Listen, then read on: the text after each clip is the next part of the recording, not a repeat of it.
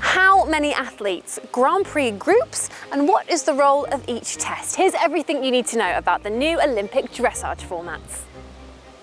First things first, the biggest change, there is no drop score. Teams will be made up of 3 horse and rider combinations with all scores to count, so there isn't a backup plan.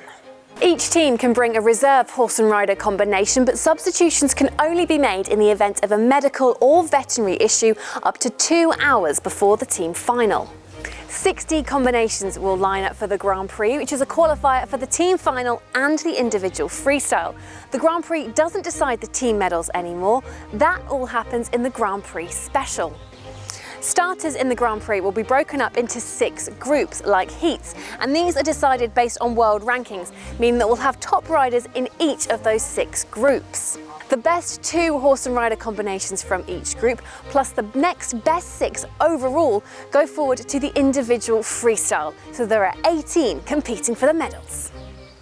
The best 8 teams based on those Grand Prix scores will also make it through to the Grand Prix Special, which now decides the team medals. The Special will be set to music of the athlete's choosing, but it doesn't affect the marks.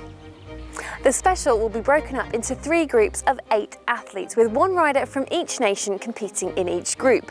The first 2 groups will go in reverse order of merit based on the Grand Prix results. Then, after a break, it's the big team decider, with the standings after the first 2 groups determining the order of go for the last 8 riders. So the battle for gold goes right down to the wire. The winning team will be the one with the highest combined score across all 3 riders. Simple. For the individual medals, the 18 best riders from the Grand Prix will line up in the freestyle.